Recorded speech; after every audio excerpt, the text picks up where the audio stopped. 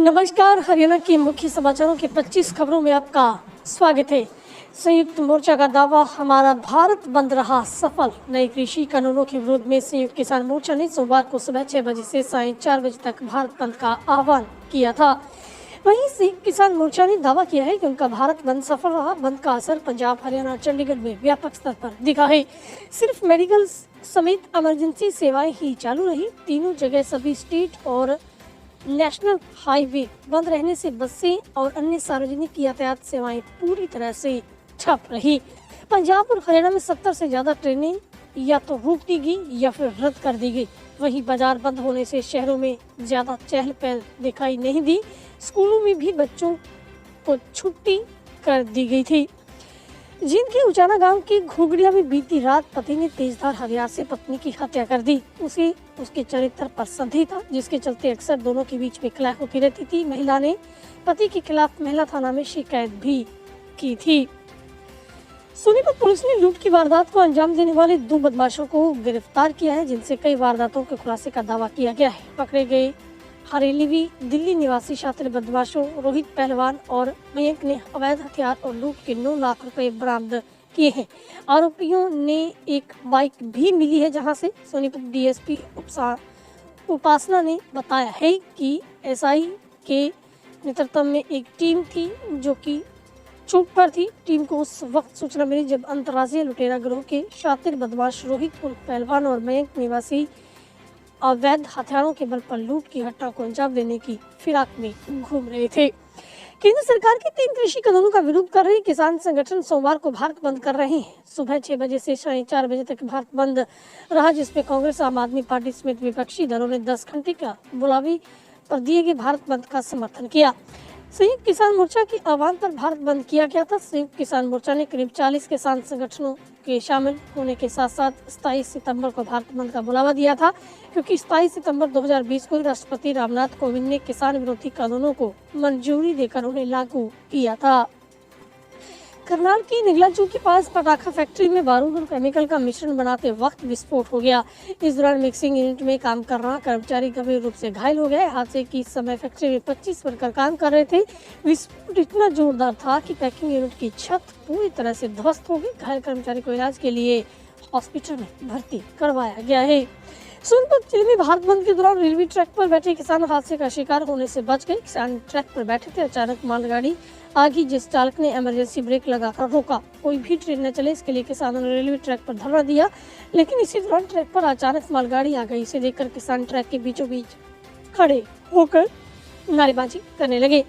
Police कर्मियों ने हटाने की कोशिश की, लेकिन किसान नहीं माने। इसी बीच ट्रेन के ड्राइवर ने सूझबूझ दिखाते हुए इमरजेंसी ब्रेक लगा दी और एक बड़ा हादसा होते होते टल गया। हरियाणा के करनाल जिले में 3 बदमाशों ने देसी कट्टा दिखाकर क्रेटा गाड़ी छीन ली। दंपति यमुनानगर में एसआई की परीक्षा देकर दिल्ली लौट रहे थे। करनाल में बदमाशों ने उसकी गाड़ी के सामने बाइक लगा दी, कार रुकवाई। उसके बाद बदमाशों ने कट्टा दिखाकर कार के नीचे उन्हें उतारा।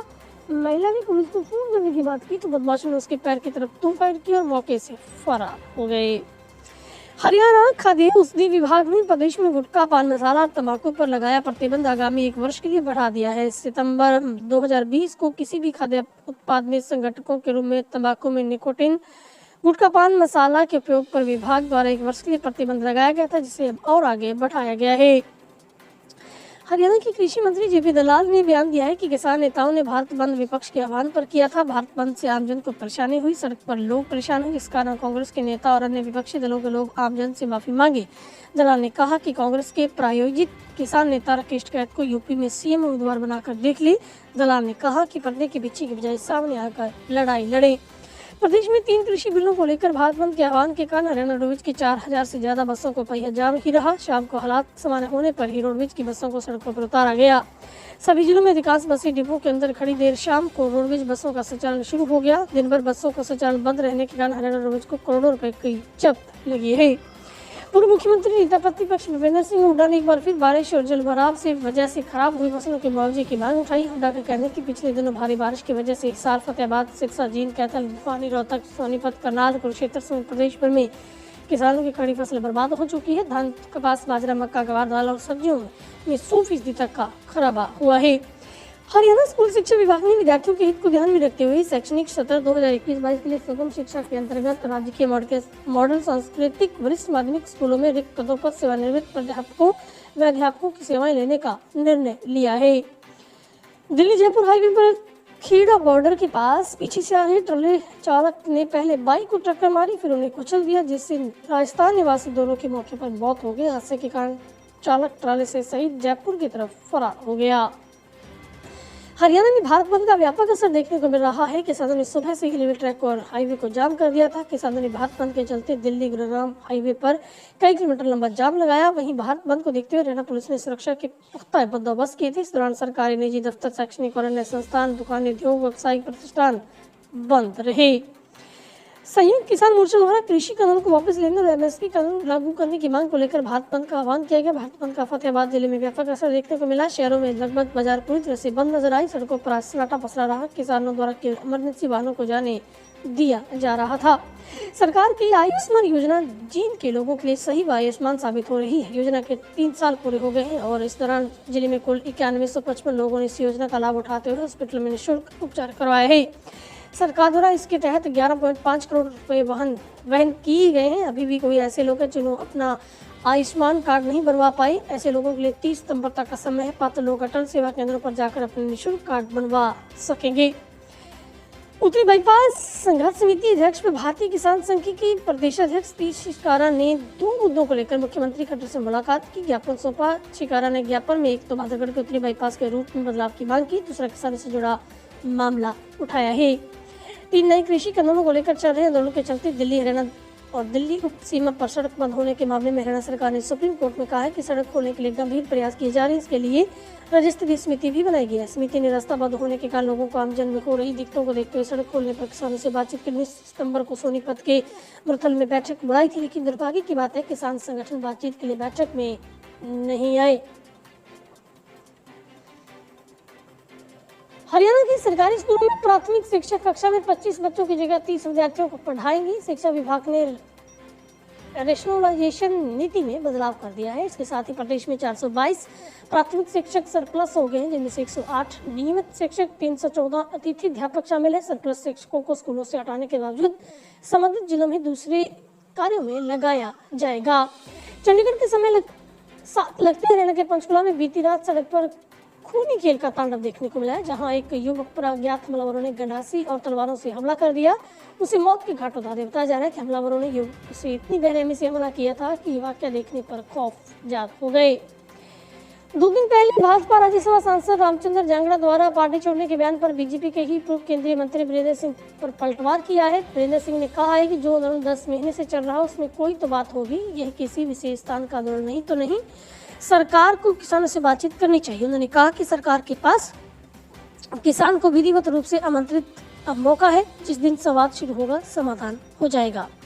कैथल से भारत बंद का पूरा असर देखने को मिला है। किसानों ने कई रोडों को जाम किया। गोला चिकारिया में पंजाब व हरियाणा की तरफ से सभी मुख्य मार्ग बंद कर दिए गए।